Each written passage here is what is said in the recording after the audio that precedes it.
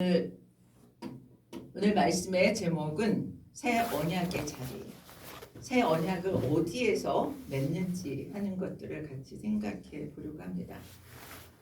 여러분, 사업을 하거나 또 계약 집을 사거나 등등 할 때 계약서를 작성하죠. 그래서 이 사업을 하는 사람들은 계약서를 많이 작성하는데 요즘은 MOU를 맺는 그런 기업들도 많습니다. 기업 간에 또는 국가 간에 MOU를 체결하는데 이 MOU라고 하는 것은 양해각서라고 하죠. 우리나라 대통령도 해외 순방을 하고 또는 해외에서 그 정상들이 왔을 때 어느 나라와 경제에 관해서 어떤 영역에 대해서 MOU를 체결했다 이렇게 얘기합니다. MOU를 체결한 것에 대한 평가는 굉장한 일을 했다라고 보는 입장도 있고 그렇지 않고 그것은 별거 아니다 이렇게 얘기하는 사람들도 있습니다. 왜 이렇게 MOU에 대한 입장에 차이가 있을까? 그거는 그 MOU를 지키지 않을 때는 법적인 책임까지는 없다는 거예요. 일반 계약서를 지키지 않을 때는 그 계약에 대한 책임을 져야 되죠. 네, 이 양해각서일 경우에는 법적인 책임은 없지만 뭐는 있어요? 약속을 지키지 않았다는 도덕적인 그런 비난을 받을 수 있습니다. 왜 제가 이 계약에 관한 얘기로부터 시작하는가 하면 하나님과 우리의 관계를 하나님은 언약, 계약으로 설명하고 있기 때문에 그렇습니다. 우리 언약을 통해서 하나님과 우리의 관계를 맺는다고 하는데 이때 계약은 커버넌트라는 말이에요. 이 말은 하나님께서 말씀으로 내리신 약속이다. 그래요. 그래서 하나님이 주도하시는 계약은 두 가지로 설명합니다. 첫 번째는 행위로 계약을 지켜야 되는 것. 두 번째는 은총으로 계약을 지켜야 하는 것이 있습니다. 첫 번째 행위의 계약은 창세기에서 하나님과 아담과 하와의 관계에서 시작되어지는 거죠. 우리가 잘 아는 창세기 2장 16절에서 17절을 보면 각종 동산의 각종 나무는 다 임으로 먹되 선악을 알게 하는 나무의 열매는 먹지 말라. 내가 먹는 날에는 반드시 죽으리라. 이렇게 말씀하시거든요. 이것이 아담에게 하나님이 내리신 행위의 약속이에요. 그래서 하나님이 생명도 주고 자유도 주는데 위반할 때는 뭐가 오게 된다? 죽음이 오게 된다. 이렇게 얘기합니다. 그런데 여러분, 정말 그들이 선악과를 먹었을 때 죽었나요? 하나님께서는 계약을 위반한 백성을 버리거나 죽이지 않고 계속 돌보시고 그 다음 관계가 뭐예요? 10계명을 비롯해서 율법을 주심으로써 약속을 다시 세워가십니다. 이것이 행위의 약속으로 주신 첫 번째 약속이죠. 두 번째 은총의 계약은 율법 시대를 마감하고 복음 시대를 열면서 예수 그리스도를 통해서 구원의 약속을 주신 것입니다. 우리가 잘 아는 대로 요한복음 3장 16절이 이 은혜의 은총의 약속의 말씀이죠. 하나님이 세상을 이처럼 사랑하사 독생자를 주셨으니 이는 그를 믿는 자마다 멸망하지 않고 영생을 얻게 하려 하심이라. 하나님의 아들을 믿는 자에게 구원과 영생을 약속해 주는, 그래서 우리가 그것을 누릴 수 있게 한 것이 은혜에 우리에게 어떤 것을 요구하지 않고 믿으라고만 말씀하고 있는 거죠. 오늘 말씀의 주제는 새 언약입니다. 31절에 보면 내가 이스라엘 집과 유다 집에 새 언약을 맺으리라 이렇게 얘기하고 있어요. 구약에서 나오는 새 언약, 유일하게 나오는 새 언약의 규절입니다. 하나님께서 바벨론의 포로에서 이스라엘 백성들을 귀환시켜서 다시 그들을 세우실 때 자기의 죄를 책임을 깨닫고 하나님께서 그들의 조상들과 맺은 다른 종류의 계약을 언약을 체결해 주신다고 말씀하세요. 그렇게 하나님과 새 계약을 맺게 되면 그 새 계약을 맺은 사람은 하나님을 더 잘 알게 되는 영적인 발전을 하게 될 것이라고 얘기합니다. 그래서 새 언약은 짐승의 피, 구약의 율법에 의한 계약을 다시 반복해 주는 정도가 아니라는 거예요. 그 계약을 완전히 대신해 주는 언약을 체결하게 된다라고 말씀합니다. 새 언약은 이 짐승의 피는 온전하게 죄 용서를 하지 못하죠. 그래서 반복적으로 해야 됩니다.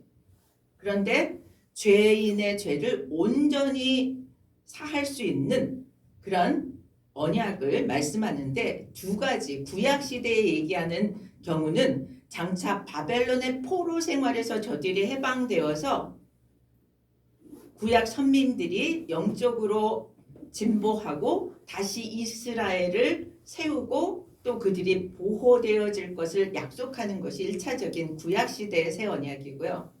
궁극적으로는 예수 그리스도의 구속 사역으로 죄와 사망에서 완전히 해방되어질 수 있는 신약 그리스도인들에 대한 예언과 약속이 새 언약이라고 얘기합니다. 에레미야 선지자는 이것을 확실하게 보증할 수 있다라고 얘기해요. 남유다가 망해가는 그 즈음에 얘기합니다. 새 언약을 이루실 하나님께서 이 백성들에게 보증해 주신다. 새 언약을 이루실 것에 대한 보증을 해 주신다라고 얘기합니다. 첫 번째 하나님의 보증이 뭐냐 하면요. 영원한 사랑이에요. 에레미야서 31장 3절입니다. 우리 같이 한번 읽겠습니다. PPT에 옛적에 여호와께서 나에게 나타나사 내가 영원한 사랑으로 너를 사랑하기에 인자함으로 너를 이끌었다 하노라. 하나님께서 새 계명을 주시는데 그 보증이 사랑이라는 거예요. 출애굽 광야 길에서 은혜를 베푸시고 이스라엘의 믿음을 순결하게 지켜주시고 열매를 거둬서 시온으로 가게 하셨어요. 그렇게 하나님께서 이스라엘을 사랑하셨음에도 불구하고 저들은 배신하고 원망하고 돌아섰어요. 사실은 배신을 당하는 것처럼 고통스러운 게 없을 거예요. 하나님은 그럼에도 불구하고 다시 그 배신한 백성들을 버리지 않으신다는 거죠. 그 인자하심으로 다시 그들을 이끌고 보호하고 하셨다는 거예요. 이것이 하나님의 영원한 사랑이고 이 영원한 사랑으로 새 언약을 보증해 주시겠다는 거예요. 우리가 누군가와 계약을 할 때 보증 서는 사람이 굉장히 중요하죠. 보증이 있으면 계약을 더 수월하게 하지 않습니까? 첫 번째 보증이 하나님의 영원한 사랑이다. 두 번째는 포로에서의 해방이라는 거예요. 우리 에레미야 31장 8절 같이 읽습니다. 보라, 나는 그들을 북쪽 땅에서 인도하며 땅 끝에서부터 모으리라. 그들 중에는 맹인과 다리 저는 사람과 잉태한 여인과 해산하는 여인이 함께 있으며 큰 무리를 이루어 이곳으로 돌아오리라. 죄를 범하면 어때요? 용서받는 과정에 반드시 대가를 치루어야 하죠. 그것이 우리는 하나님의 공의라고 얘기합니다. 유다 백성들이 심판을 받아서 바벨론의 포로로 끌려가잖아요. 그리고 그들이 돌아오는 상황에 사람들이 어떤 사람들인가 하면 연약한 사람들이에요. 맹인과 다리 저는 사람과 잉태한 여인, 해산하는 여인, 이렇게 힘들고 어려운 사람들이 돌아왔어요. 바벨론에서 잘 먹고 잘 사는 사람들은 예루살렘으로 귀환하지 않았어요. 이 귀환한 사람들은 힘들고 어려운 사람들이었습니다.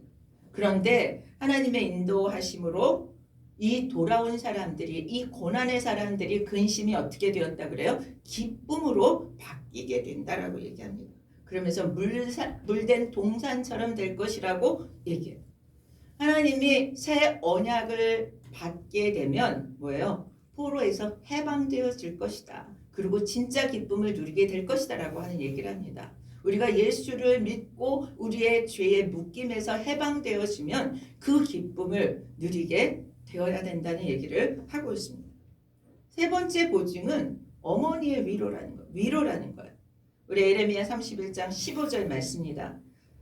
여호와께서 이와 같이 말씀하시니라. 라마에서 슬퍼하며 통곡하는 소리가 들리니 라헬이 그 자식 때문에 애곡하는 것이라. 그가 자식이 없어져서 위로받기를 거절하는도다.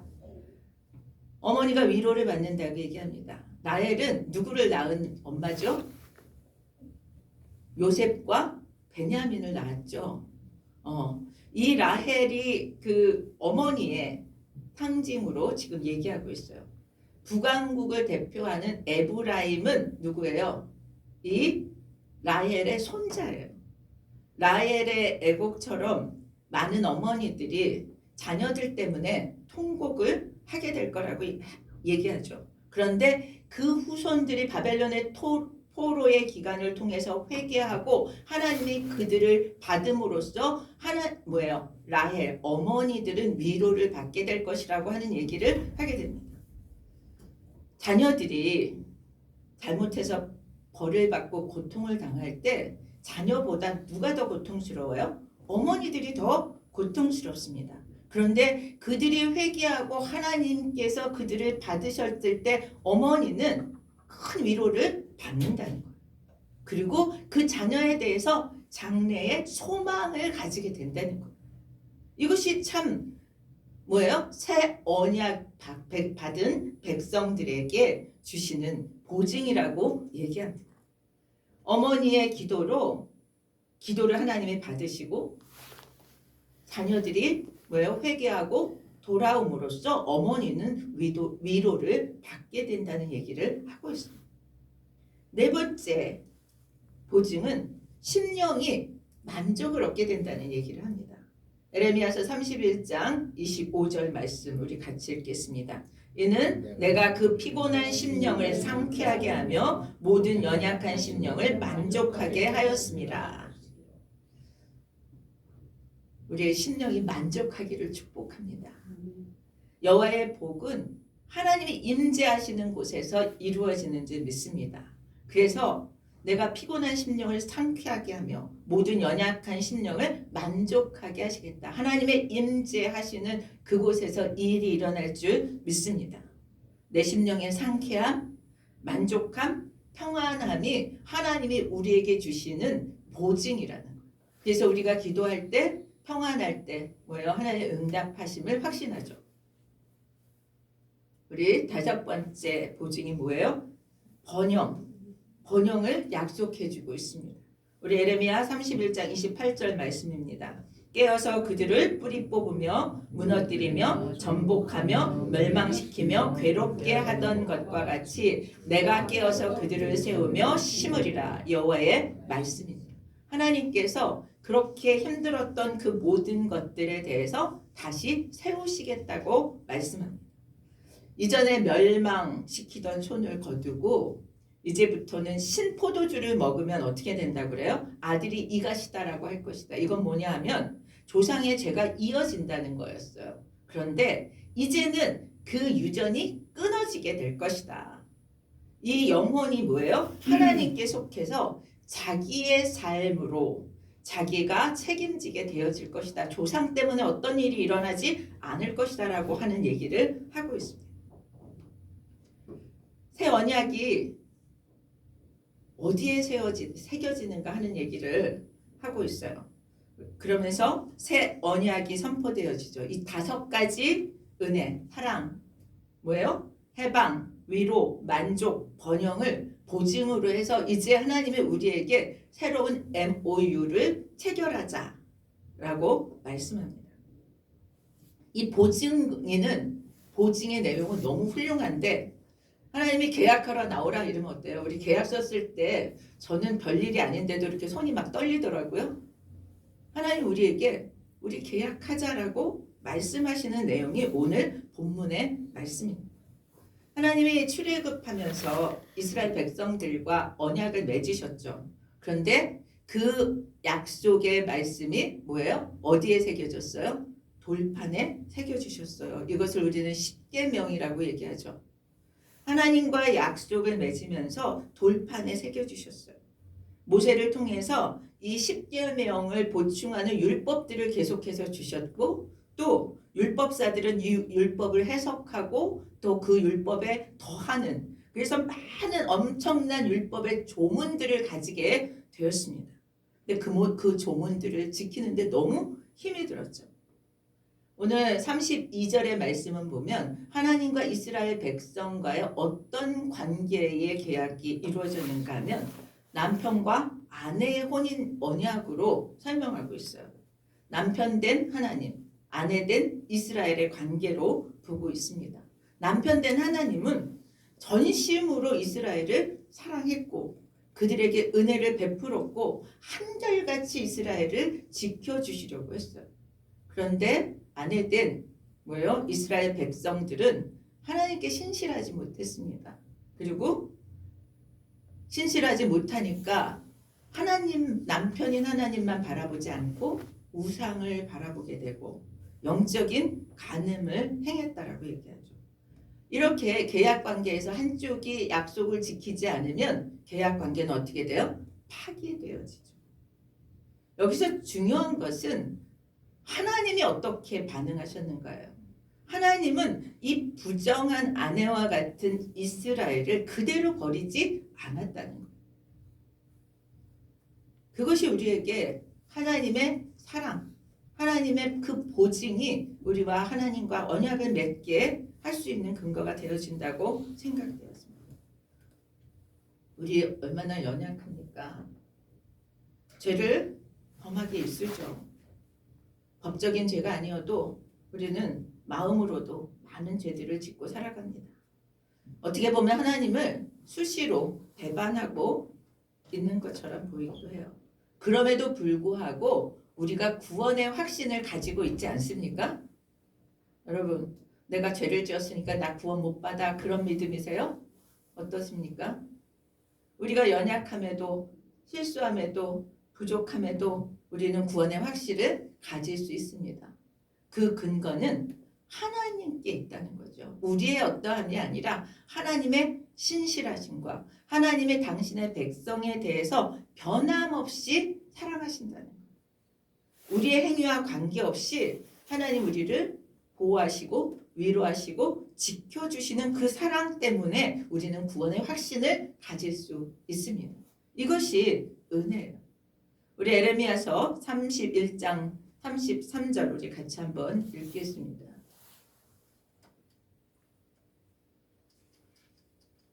우리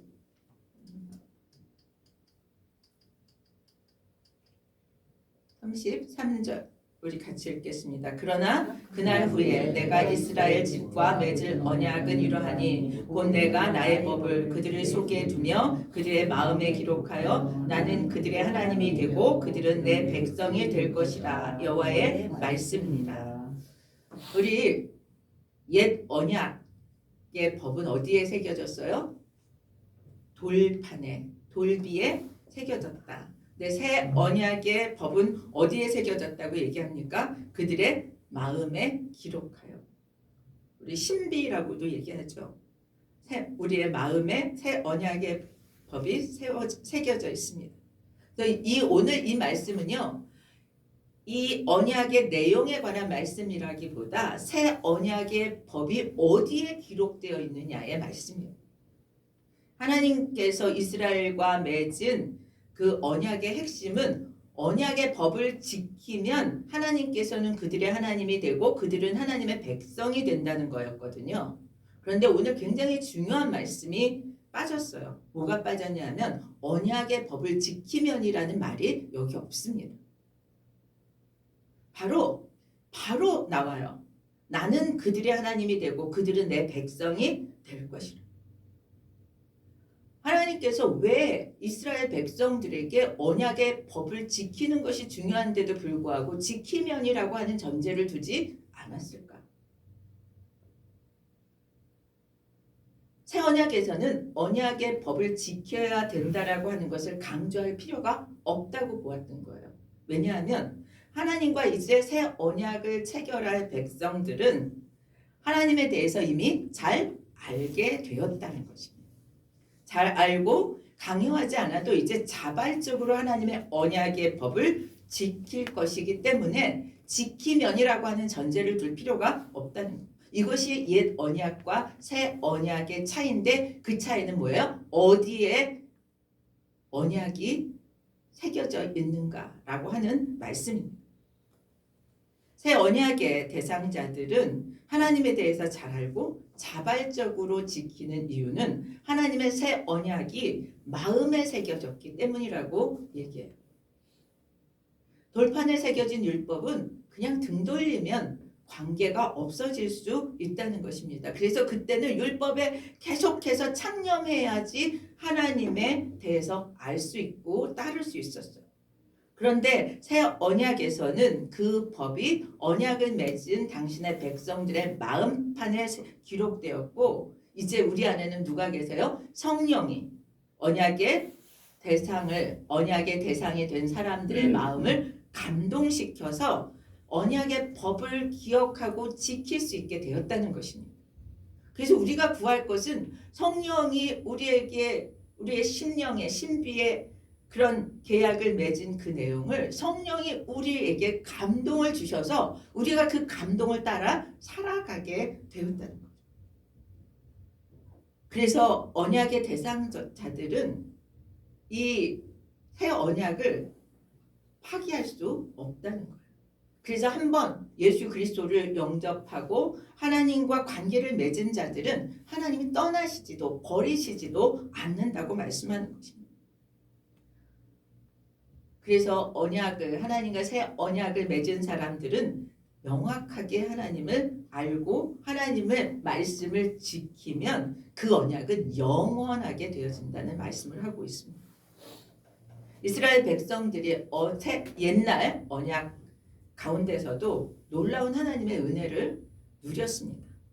그럼에도 불구하고 하나님을 잘 알지 못해서 불순종하고 배반하고 또 우상 숭배를 하였습니다. 우리는 우리의 마음에 새겨진 하나님의 말씀으로 우리는 하나님을 알고 그것에 근거해서 하나님의 말씀에 성령을 따라 순종하게 되었다는 거죠. 오늘 이 새 언약에 참여한 우리가 진짜 축복을 받은 사람들인 줄 믿습니다. 우리도 때로 죄를 짓고 징계도 받고 또 불순종하다가 성령께서 우리에게 깨닫게 하셔서 하나님께로 돌아오면 하나님은 우리를 내치지 않고 그때마다 우리를 긍휼히 여기고 우리의 죄악을 사하여 주시는 거죠.